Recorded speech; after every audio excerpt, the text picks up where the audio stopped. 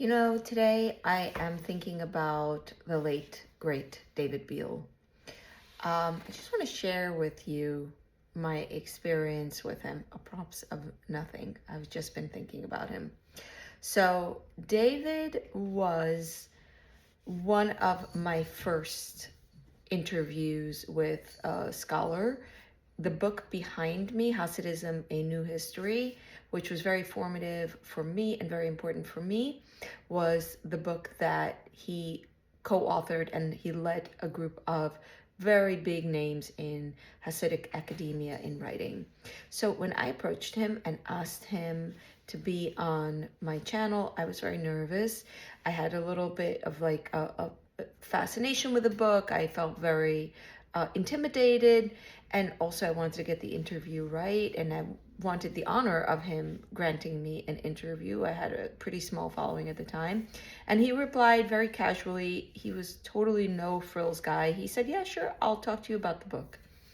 We scheduled the interview. I had spent a lot of time reading the book, taking notes and prepping, and just like an hour before the interview, he sent me an email saying, sorry, I can't make it, something's come up, we'll have to reschedule. I was like, okay, I guess stuff happens. And we scheduled a new date. Come a day before the new date, he sends me an email and he says, listen, I want to be forthright with you. I am undergoing cancer treatment, and last time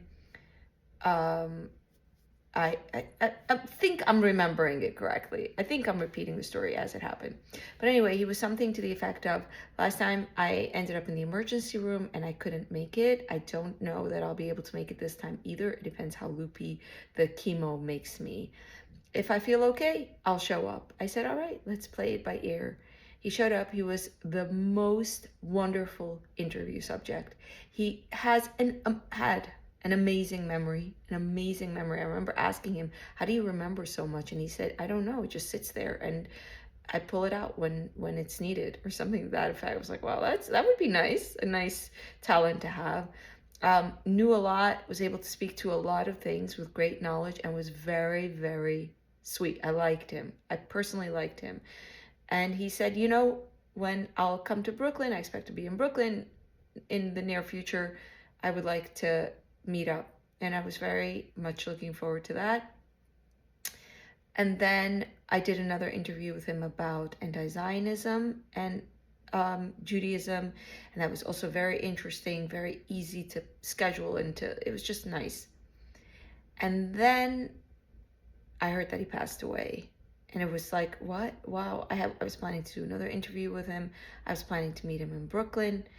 It seems he was not responding to the cancer treatment anymore, and I believe he was, I don't remember how old he was, but anyway, he was surrounded by friends and loved ones for the final days in a beautiful goodbye, as he knew he was going to go. And from what I heard, it was just very, very beautiful. And every so often when I look through my videos, I think of him and I think, we never got to meet in Brooklyn. And I think he was the sweetest academic, just a sweet, nice person, and an inspiration for a Jewish intellectual, a Jewish person who went through the hippie era and was very involved with that. And,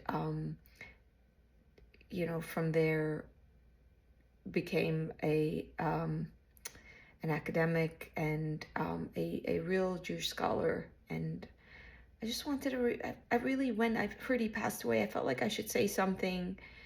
And then I thought, I don't know him so well, maybe I shouldn't say something.